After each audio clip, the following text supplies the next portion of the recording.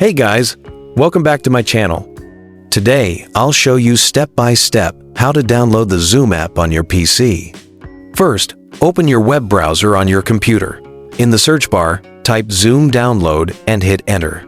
Click the official link that says zoom.us/download. Make sure it's the real Zoom website, so you stay safe. Once you're on the page, you'll see a section called Zoom Client for Meetings. That's the main app you'll use to join or host meetings. Click the download button right next to it. Your browser will start downloading a file called zoominstaller.exe. When it's done, go to your Downloads folder and double-click that file. A setup window will open. Just wait a few seconds for it to install. Zoom will automatically open once the installation is complete. Now you'll see the Zoom app on your screen. Click Sign In if you already have an account, or click Sign Up Free to create one. Once you log in, you're ready to start or join your first Zoom meeting right from your PC.